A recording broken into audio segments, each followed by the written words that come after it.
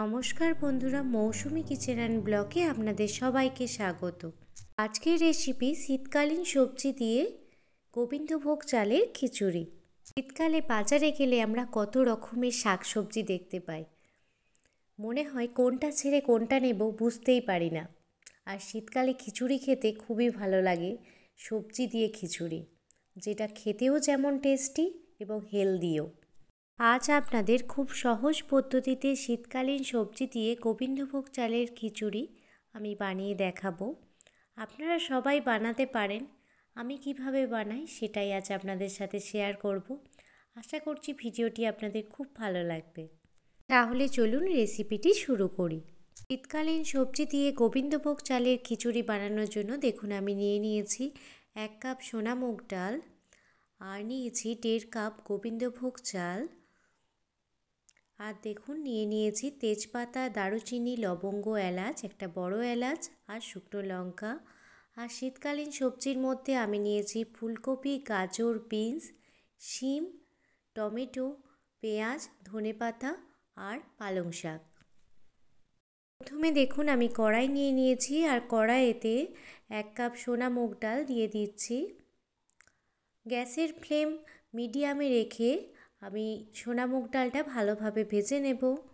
যখন দেখবেন মুগ ডাল থেকে সুগন্ধ বেরোতে শুরু হয়ে গেছে, তখন বুঝবেন মুগ ডালটি ভালোভাবে ভাজা হয়ে গেছে। এরপর পরিমাণ মতো জল দিয়ে মুগ ডালটা ভালোভাবে ধুয়ে নেব। অন্যদিকে দেখুন আমি মাঝারি সাইজের একটি হাঁড়ি নিয়েছি, আর হাঁড়িতে পরিমাণ মতো জল নিয়েছি, আর জলটা আপনারা আপনাদের পরিমাণ মতো দেবেন। পর ধুয়ে রাখা মুগ ডালটা আমি ওই জলেতে দিয়ে দিচ্ছি। মুগ ডালটা জলের মধ্যে সবটা দিয়ে দেওয়ার পর পরিমাণ মতো লবণ দিয়ে দিলাম, যাতে ডালের ভিতর লবণটা ভালোভাবে ঢুকে যায়। এরপর ওই জলে দারুচিনি, লবঙ্গ, এলাচ আর একটা শুকনো লঙ্কা দিয়ে দিলাম। এরপর একে একে শিম, বিনস আর গাজরটা দিয়ে দিলাম। যে বাকি সবজিগুলো আছে সেগুলো আমি পরে দেব। দেখুন জলটা ফুটতে শুরু হয়ে গেছে। এই সময় আমি গোবিন্দভোগ চালটাও ভালোভাবে ধুয়ে দিয়ে দিচ্ছি।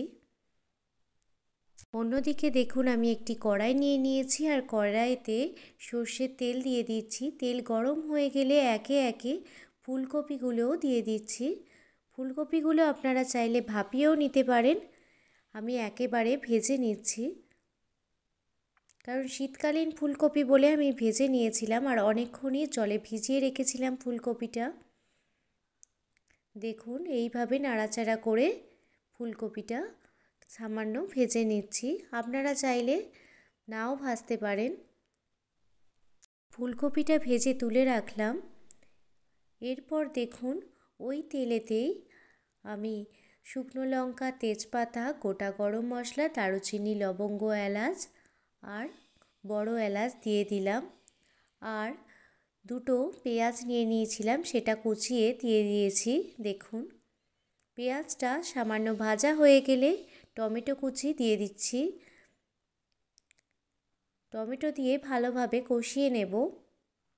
টমেটো ভালোভাবে মেল্ট হয়ে গেলে 2 চামচ মতো আদা বাটা দিয়ে দিলাম। আমি মিক্সিতে আদা, জিরে আর কাঁচা লঙ্কা বেটে এই পেস্টটি করে রেখেছিলাম, তো সেটাই দিয়ে দিলাম। মশলাটি ভালোভাবে কষানো হয়ে গেলে দেখুন পরিমাণ মতো হলুদ অ্যাড করে দিচ্ছি। তবে গোবিন্দভোগ চাল দিয়ে খিচুড়ি বানানোর সময় আপনারা হলুদটা একটু কম ব্যবহার করবেন, কারণ কালারটা যখনই দেখবেন বাসন্তী কালার আসছে, তো দেখতে খুবই ভালো লাগে। মশলাটি ভালোভাবে কষানো হয়ে গেলে ভেজে রাখা ফুলকপিগুলো আমি দিয়ে দিলাম। দিয়ে ফুলকপির সাথে মশলাটা ভালোভাবে কষিয়ে নিচ্ছি।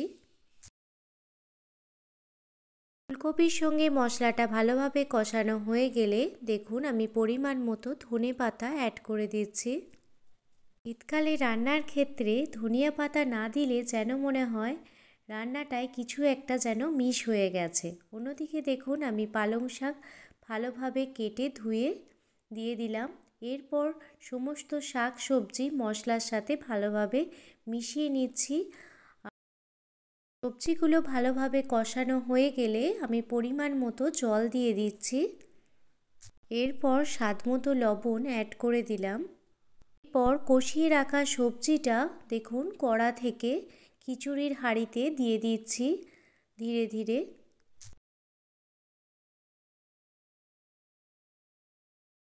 এরপর মশলা কষানো সবজিটা একটি খুন্তির সাহায্যে ভালোভাবে নাড়াচাড়া করে দিচ্ছি, যাতে মশলাটা ভালোভাবে মিশে যায় খিচুড়িতে। দেখুন দুটো কাঁচা লঙ্কা দিয়ে দিলাম, ঝালটা আপনারা আপনাদের স্বাদ মতো দেবেন। আমাদের বাড়িতে যেহেতু বাচ্চা আছে সেজন্য ঝালটা আমি খুবই কম দিলাম, কারণ সে সবজি দিয়ে খিচুড়ি খেতে কিন্তু খুবই ভালোবাসে।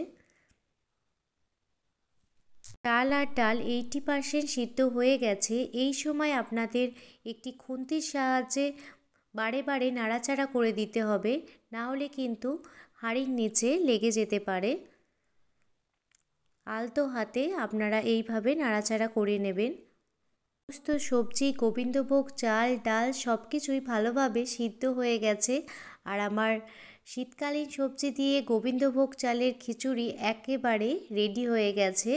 তো দেখুন এই সময় আমি গ্যাসের ফ্লেম বন্ধ করে গরম মশলার গুঁড়ো অ্যাড করে দিচ্ছি, আর 2 চামচ মতো ঘি অ্যাড করে দিয়েছিলাম।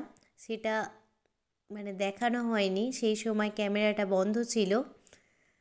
তো দেখুন শীতকালীন সবজি দিয়ে গোবিন্দভোগ চালের খিচুড়ি একেবারে কিন্তু রেডি হয়ে গেছে খাবার জন্য। দেখুন দেখতে কতটা লোভনীয় লাগছে না?